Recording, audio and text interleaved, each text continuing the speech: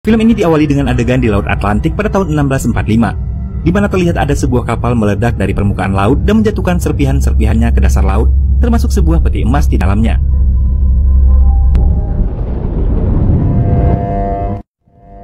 Singkat cerita, pada September 2009, terlihat dua penyelam sedang menyelam ke dasar lautan tepat pada tempat terjadinya tragedi kapal meledak itu.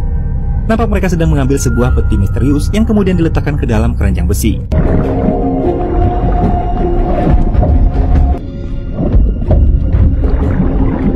Awak kapal pun langsung mengangkat keranjang itu dan memindahkannya ke permukaan. Ternyata, di dalam peti itu terdapat banyak sekali harta karun bersejarah yang bernilai puluhan juta dolar. Tak cukup dengan itu, kedua penyelam yang masih di dasar lautan pun mencoba untuk mencari jejak lain. Siapa tahu ada peti harta karun lainnya. Salah satu dari mereka yang bernama James masuk ke dalam kapal.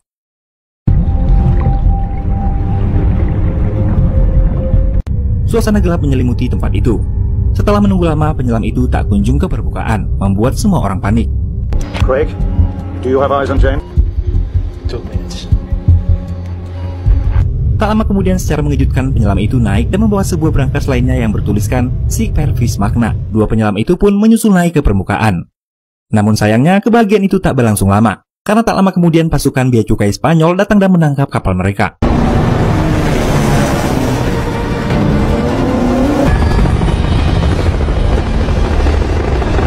Singkat cerita, di tahun 2010, Walter yang merupakan pemimpin kru kapal tersebut melakukan persidangan tentang tindakan mereka yang dianggap sebagai eksploitasi di wilayah teritorial Spanyol. Karena kurangnya bukti dan kekuatan yang mereka miliki, akhirnya harta karun yang mereka dapatkan disahkan sebagai milik kerajaan Spanyol dan membuat Walter kalah dalam persidangan tersebut. Namun Walter tak mau menerima kekalahannya. Dia pun memutar otak agar bisa memiliki harta karun yang telah susah payah dia temukan.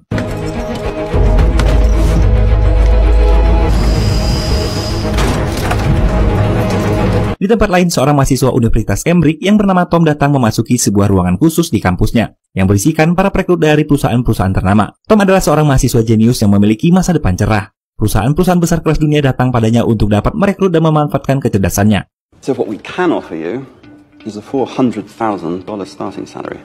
Namun Tom belum memutuskan untuk menerima tawaran yang datang itu karena sebuah alasan, yaitu passion yang berbeda. Dia tak mau mengikuti jejak ayahnya dan ingin memilih jalannya sendiri. Suatu malam, saat Tom sedang makan malam dengan ayahnya di sebuah restoran, tiba-tiba dia mendapat notif pesan dari HP-nya dan berhasil membuatnya penasaran.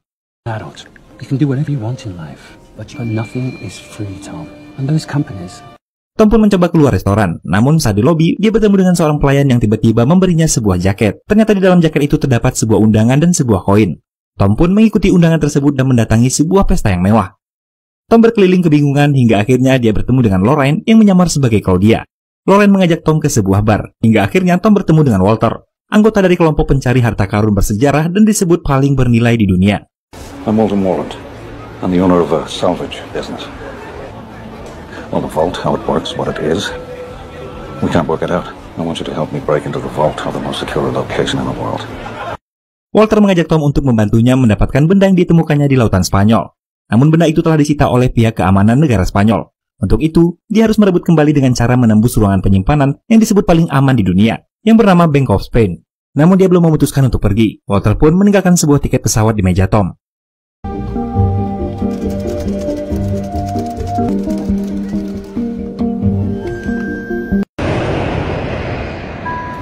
Sesampainya di bandara, Lorraine datang menjemput Tom. Mereka pun segera menuju markas Walter.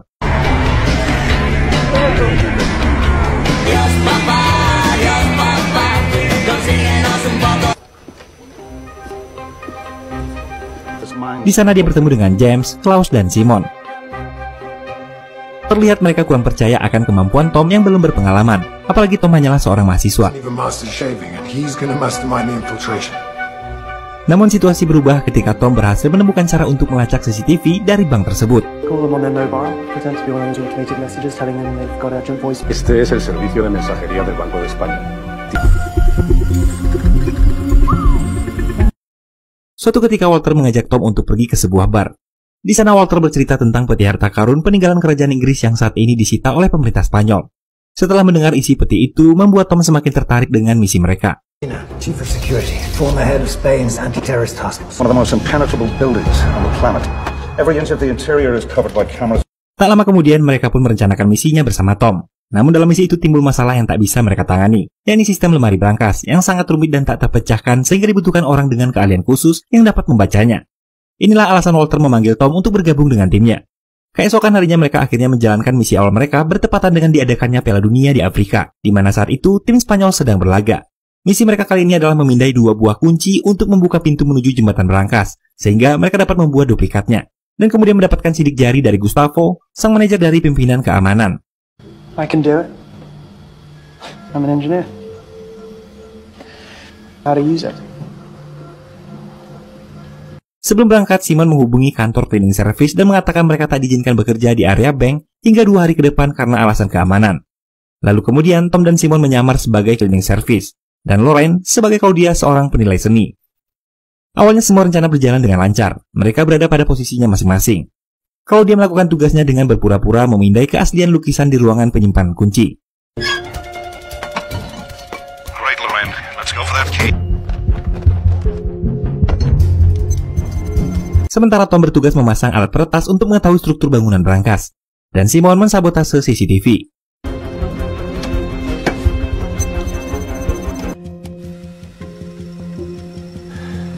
Namun di tengah-tengah misi mereka, posisi Tom saat itu sangat terancam. Pasalnya, semua eksekutif memasuki ruangan sidang yang saat itu tengah dimasuki oleh Tom. Bueno, vamos a empezar por el primer tema del día. Sabéis que nos han llamado. Break up the magnetometer, hide it in your clothes, and walk out of the room as though you've been. Dia sedang men-scanning brankas yang tepat berada di bawah meja mereka. Setelah menunggu beberapa lama, akhirnya alat scanning itu hampir selesai. Namun tiba-tiba alat pelacak itu error membuat Tom yang dalam keadaan tersudut semakin panik. Ketika mencoba untuk memperbaiki, Tom malah membuat alat itu menimbulkan lonjakan daya yang memicu alarm sinyal kebakaran berbunyi. Cerrad el perímetro. Vosotros, a la cámara.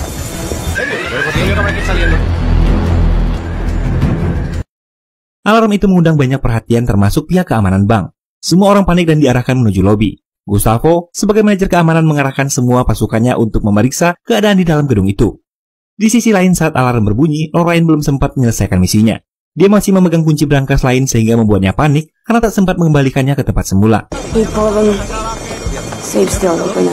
Saat dalam keadaan darurat, untung saja Tom belum berada di lobi sehingga membuatnya dapat bertemu dengan Lorraine. Dan akhirnya, dia berhasil mengembalikan kunci ke tempat semula.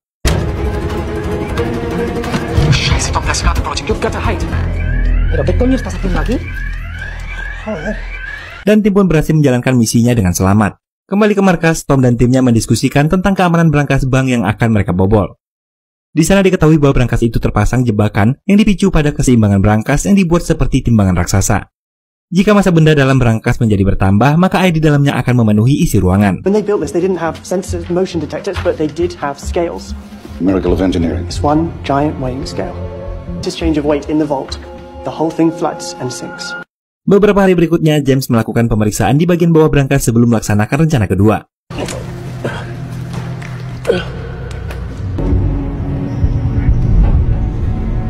Kid was right. There's a scale. Namun ternyata dinding beton menuju brankas yang terletak di saluran pembuangan bawah tanah berlapiskan titanium. Sehingga ketika melakukan pengeboran maka tak akan dapat selesai tepat pada waktunya. Mengetahui hal itu, Walter pun pesimis bahwa rencananya telah gagal. Walter will pay you for your time. Sorry you wasted 5 days of your life. That's it? We're done? We're not going to try and figure out another way? Saat berada di atas gedung, Walter tak sengaja menemukan ide untuk menerobos masuk melalui bagian atas bangunan bank ketika nonton bareng final Piala Dunia sedang berlangsung. Di mana saat itu kamera pengawas di area brankas bagian atas akan terfokus pada keramaian jika di hari itu Spanyol yang berhasil menuju partai final. Everything depends on this match. Yeah.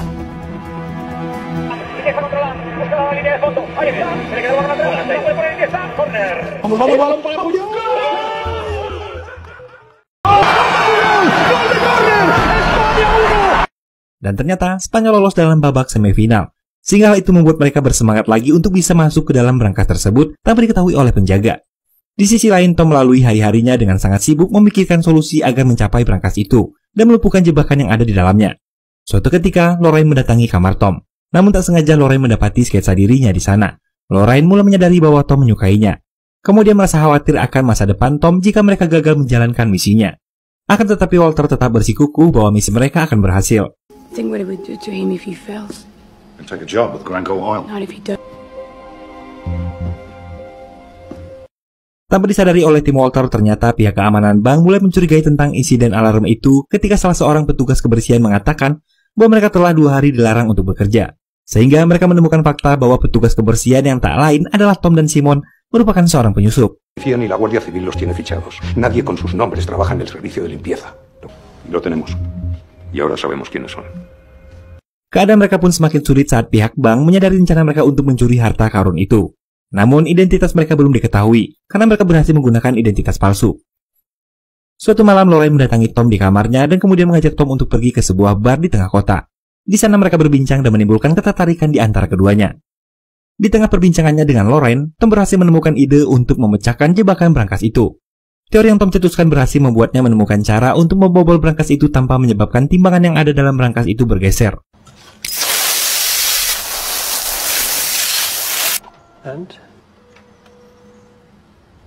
Dan segera melancarkan persiapan untuk melakukan misinya.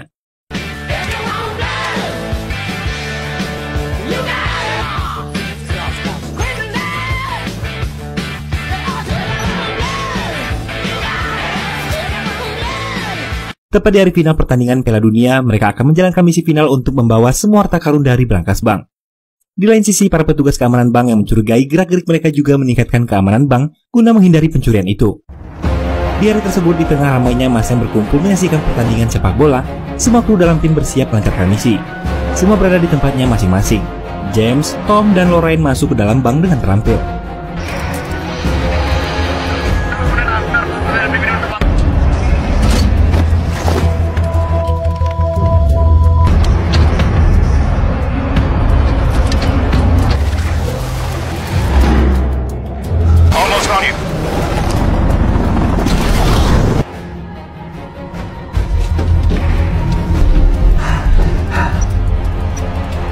Semua rencana berjalan dengan lancar pada awalnya, hingga akhirnya mereka berhasil mendarat tepat di depan pintu brankas.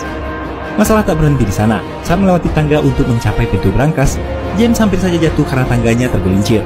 Namun Tom akhirnya berhasil mengangkat James tepat waktu. Misi mereka pun berlanjut. Saat memasuki pintu pertama tak ada kejanggalan. Hingga akhirnya mereka berhasil membuka pintu utama brankas menggunakan kunci dan sidik jari yang mereka tiru.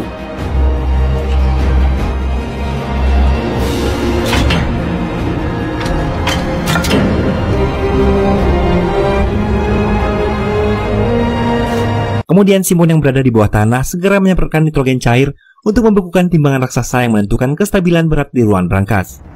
Dan setelah rencana itu berhasil, mereka segera mengamankan harta karun dan koin yang berada di ruangan tersebut.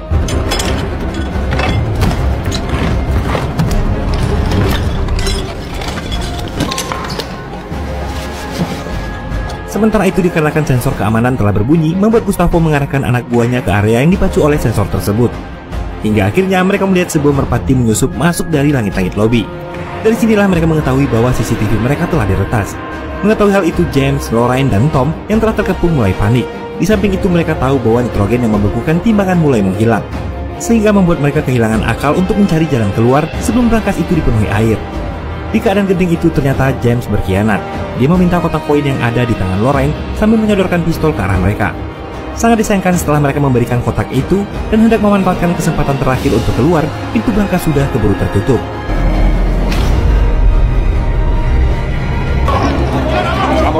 Vamos! James, Lorraine, dan Tom yang terjebak dirundung kepanikan. Tak lama kemudian jebakan mulai bekerja. Pipa-pipa di sekeliling mereka mulai menyemburkan air.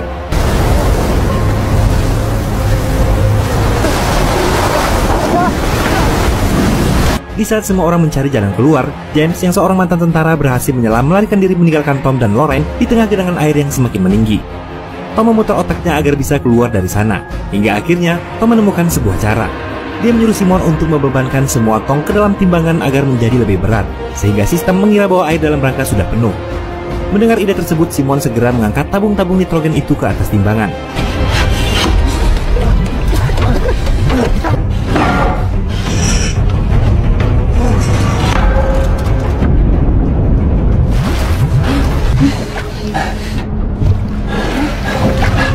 Dan ternyata rencana itu pun berhasil menghentikan aliran air.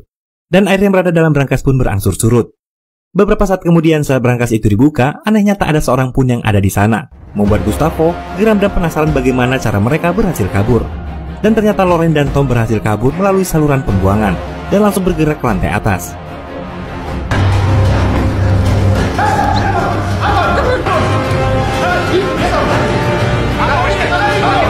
Joder, al despacho del gobernador. No tienen salida. Sialnya dalam usahanya untuk kabur, Gustavo berhasil menemukan mereka. Polisi dan pihak keamanan pun segera mengejarnya. Mengetahui anak buahnya tak bisa keluar, Walter dan Klaus pun mulai panik karena semua pintu dan jendela dibuat anti peluru sehingga tak bisa dihancurkan. Namun di tengah kepanikan, Lorraine teringat sebuah ruangan yang sempat dia masuki, milik direktur bank yang seorang perokok, di mana jendelanya selalu dibiarkan terbuka. Lorraine dan Tom pun segera berlari menuju ruangan itu dan meloncat dari jendela menuju keramaian para supporter bola yang sedang menonton pertandingan final Piala Dunia.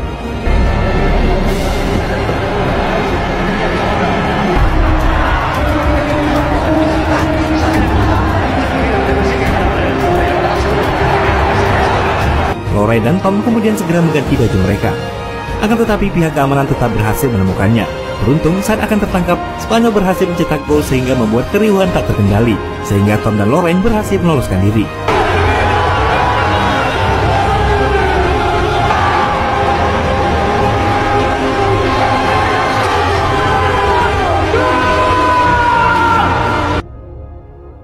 Keesokan harinya, Walter menemui Margaret. Dia tahu bahwa pihak Inggris juga menginginkan harta tersebut, sehingga mereka mengutus James yang seorang mantan militer Inggris untuk menyusup menjadi salah satu anggota timnya. Mereka pun memutuskan untuk mengucapkan salam perpisahan. Kemudian Margaret pergi ke sebuah tempat yang mana di sana dia akan mengetahui di mana letak harta karun selanjutnya. Namun semua berakhir mengecewakan ketika mereka tahu bahwa koin yang dimilikinya adalah koin palsu, karena ternyata Lorraine telah menukarnya ketika berada di dalam rangkas. Sementara itu di tempat lain, tim Walter tanpa James merayakan kemenangan mereka. Tom yang masih bergabung di sana terlihat bahagia karena dia menjadi jauh lebih dekat dengan Lorraine. Setelah mereka mencari petunjuk harta karun berikutnya, mereka menemukan bahwa tujuan selanjutnya adalah di salah satu bank ternama di London. Dan film pun diakhiri dengan menampilkan Lorraine yang kembali menyamar masuk ke dalam sebuah bank tempat harta karun selanjutnya itu berada. Yes. Welcome to the Bank of England. Thank you. Dan film pun selesai.